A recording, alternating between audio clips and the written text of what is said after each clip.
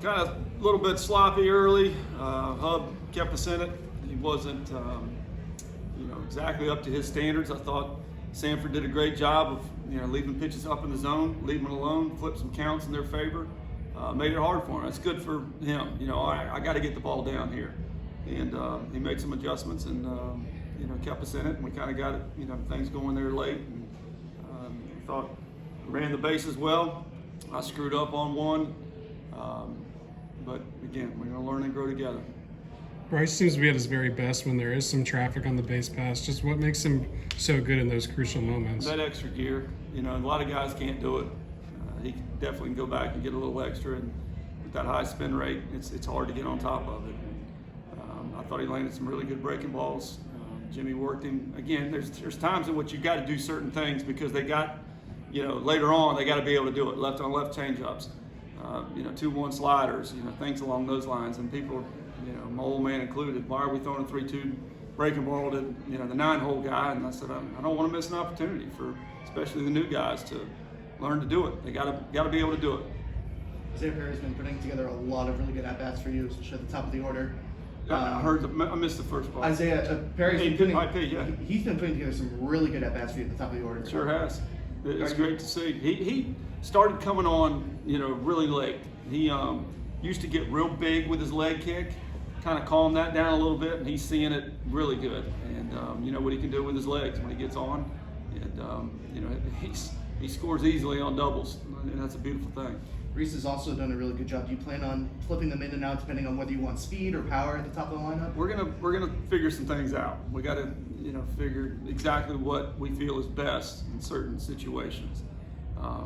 IP wears out left-handers, but that doesn't mean he can't hang in there against right-handers. He may be an everyday guy. That's the kind of thing we're trying to figure with a few of the guys. And I'd like to keep them fresh and keep them sharp, but there's a time in which we're going to say, all right, this is what we're going to do. We're not there yet. Is that situation working out better than you thought right now, though? Yes. Yeah, it is. That's a lot of production at the top, and guys getting on base and giving the boppers a chance to drop them in is crucial. And we've lengthened the lineup a little bit. Some guys are getting more comfortable down there at the bottom, and again, I don't know what our lineup's exactly going to look like, but I am pleased as of right now. Trey Brake had a great game on the base pass last night and a great game at the plate today. How much of an asset has he been on early on in the season? And absolutely put on a show defensively at Jacksonville. That just shows you, what he can do. He can do an awful lot.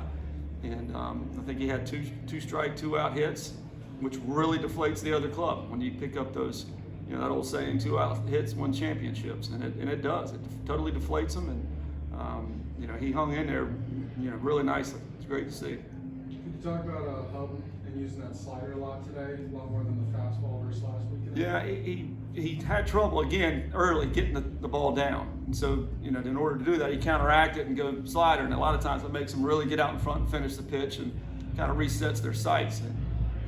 And Jimmy did a good job and then went back to what he normally does, which is 70% fastballs. And Hub's got to be. There's going to be nights. You can't get the up strike called. You can't. Get the slider called or whatever the case may be. You just don't have the pitch that night. You beat them in different ways. What's been the key to your 2 freshmen seeming to be so comfortable, 6-game hit streaks for both of them now? They're just, they've always had success. Hitters have hit. Those guys are, guys that have hit all their life. There's not a ton of swing and miss in there. There's not a lot of, bad decisions on pitch selection. And, I couldn't be more pleased with those young ones. Could you just quickly talk about Crowell and bouncing back after that first pitch home run? Yeah, Jimmy broke a golden rule, but anyway, I won't get into that. But it was good to see. I think he went 92 home run, then went 94 the next fastball that he threw, and a lot of times that's good for him. You can't just guide one in there and think they're not going to ambush it. So there's intent on every single pitch. There has to be total commitment on every single pitch. So Wyatt's going to be used an awful lot. And again, we don't know, who's going to be where necessarily, because we built him up as a potential starter as well. So we can easily go back to that. Bryce seems like a guy that never breaks his routine, is always doing the same thing every pitch. How much of his success is just off the process he goes through on game day and just all week? Yeah, he had a situation in the first. I think it was in the first or second, in which I saw him back away. He went 2-0 on somebody and backed away, regroup, then get back on. Back in the day, he'd have just gone, straight back to it. And you got to have a clear mind. And he stepped off, did exactly what he should, fired a couple strikes, and he's right back in it. So, and they were big misses. So it's good to see.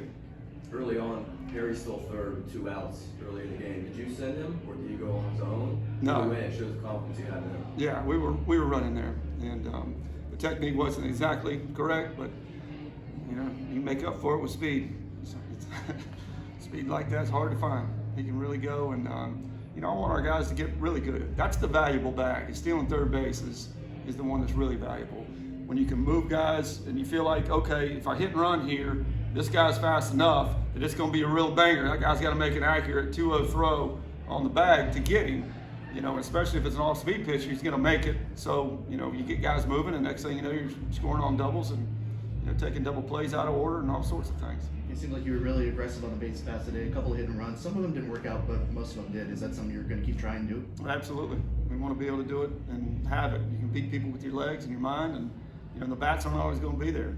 The defense has got to be there, and the pitching and throwing the ball over the plate's got to be there. But there's going to be times in which you got to lay down a drag. You got to take an extra base here or there. Get them moving. Constant pressure.